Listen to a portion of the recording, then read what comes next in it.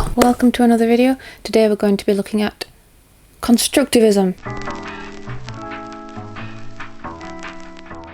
You may wonder, why am I doing all these lectures? Well, I think it's important to understand avant garde movements. And when I say avant garde, I mean the notion of being avant garde, forward thinking, new, different, doing something that maybe progresses things in some way. And all these movements are avant garde movements. They start off being avant garde, they're different and new and pioneering, and then they become a style because they become a series of characteristics and traits that we can identify and repeat and do pastiche on, if that's grammatically correct. And I think it's important to understand how they developed or why they developed and what's going on in society at the time so that we can better understand avant-garde practice in general. It's just interesting. Maybe there isn't a reason for it other than it's just interesting. I feel it's better to know about these things. You might like to join me on the journey of learning about it all. Constructivism was an avant-garde art movement that emerged in Russia in the early 20th century. It sought to reflect modern industrial society and urban space and aimed to contribute directly to the construction of a new socialist society. Okay. Constructivist artists believed in the practical application of art and design, focusing on functionalism and utilitarian aesthetics to serve societal needs. So everything had to have a function, a purpose. There had to be a why. Why are you doing this? Constructivism originated during the Russian Revolution of 1917 and gained prominence in the 1920s. The movement was rooted in the socio-political upheaval of the time, as artists sought to align their work with the goals of the new socialist government. It was heavily influenced by earlier movements such as Cubism and Futurism, but diverged by emphasising practicality and function over pure aesthetic form. That's fascinating, isn't it?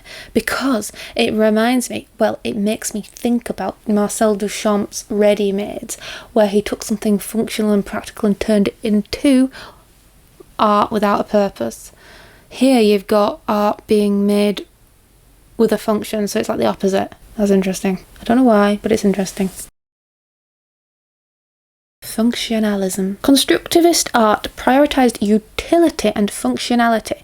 Artists believed that art should have a practical purpose and contribute to everyday life, rather than being created solely for aesthetic enjoyment. So how did they do this? Well, we have something called geometric abstraction. Constructivist works often featured geometric shapes and abstract forms. This abstraction was not for abstraction's sake, but was intended to reflect the modern industrial world and its mechanistic processes. But mere reflection is pointless, right? What is the use in that, you may be wondering? Well, let's learn on. Constructivists embraced new materials such as steel, glass, and plastic. These materials were chosen for their industrial associations and practical applications in construction and manufacturing. So, construction and manufacturing, that existed, people were constructing things and manufacturing things all the time. They have been for centuries. And this art movement took those materials to make art with, but they still wanted it to be functional. There was a focus on design and architecture. Many constructivist artists worked in design and architecture, creating buildings, furniture, posters, and everyday objects that embodied their principles of functionality and simplicity. So here we have artworks, you could say, that are also usable. You can sit on that chair, for example. So it's artwork with a purpose. It's got a use to it. It's not necessarily that the art is the purpose, because what does it matter what the chair looks like? Constructivism promoted collaboration among artists, engineers and workers. So we've got some interdisciplinary work going on here. It's not even just across art subjects, is it? We've got STEM coming into art. The movement advocated for a collective approach to creation, interdisciplinary as well.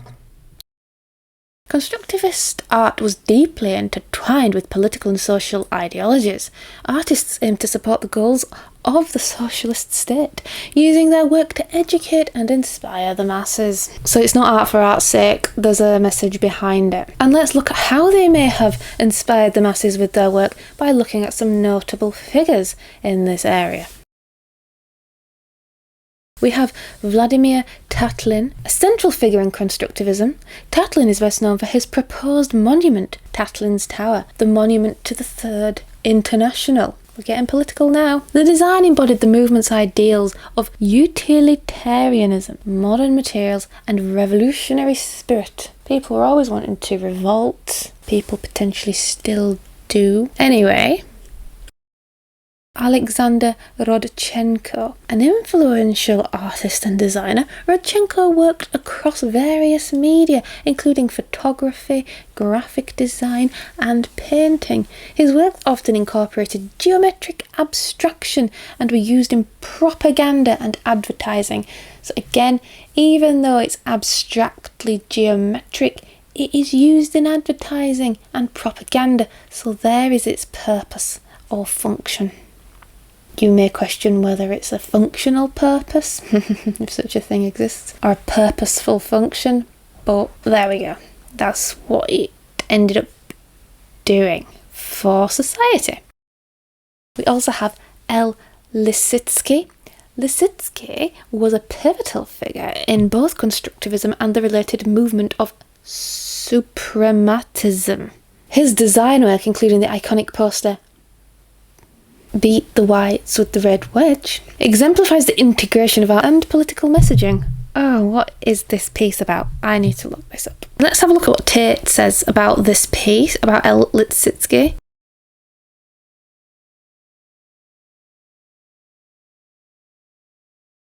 If you look at the image, you can see how it's been essentially boiled down to shapes and actions. There's content there, but it's alienated content, isn't it? It's a 1919 lithographic Soviet propaganda poster by artist Lissitzky. It is considered a symbol of the Russian Civil War, showing both sides of the conflict in a propagandistic manner. I mean, this is a video in itself. Two sides of the conflict are represented by the red triangle, the Revolutionary Red Army, and the white circle, the anti-communist White Army. In this dynamic composition, a vast red triangle pierces into a white circle. It symbolically refers to the red revolutionaries penetrating and prevailing over the White Army. The white background may represent a bright future ahead of the nation.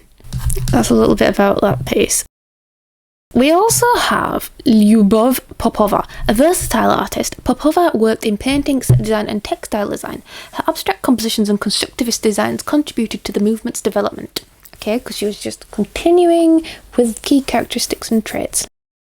We also have Naum Gabo, known for his sculptures and kinetic art. Gabo's work emphasised spatial relationships and the use of modern materials.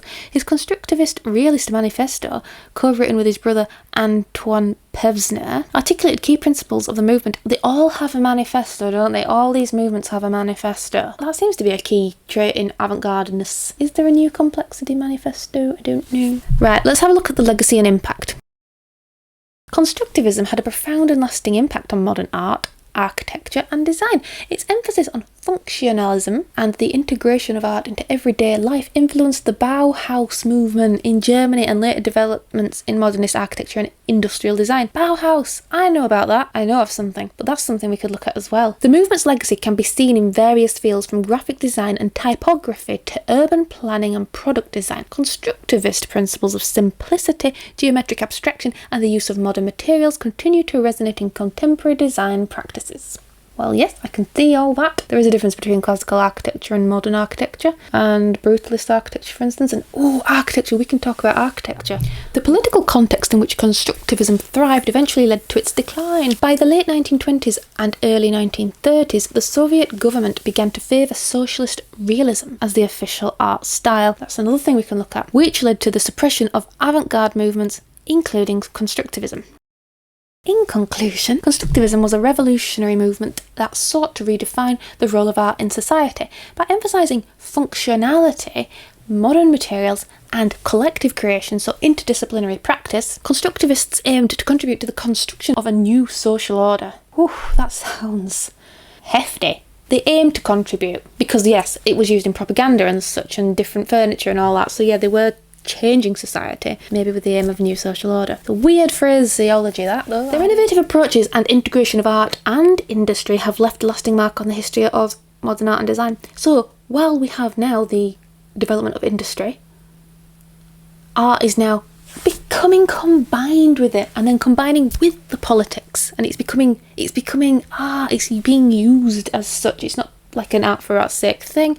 It's got a function. It's been used to manipulate the politics and to manipulate industry, as you could say, and to develop both. That's fascinating, isn't it? Because I think at the start of the century, or the start of these lectures, definitely. When we looked at things like Expressionism and Serialism and all that, they were separate things that were just sort of developing and coinciding with each other and correlating with each other, whereas here you could say maybe there's more of a causation between the different things. You've got the art coming together with industry coming together with politics, and they're all influencing each other, or art is supporting these things. No, potentially influencing, yeah, because propaganda is used to influence people's perceptions of things, isn't it? Anyway, so this has just been a brief overview of Constructivism. We are getting a clearer image of the development of avant-garde art practices in the 20th century. So thanks for watching, and I'll see you in the next video. And if there's anything you want me to talk about, please do let me know, because I need more ideas. Thank you, bye for now.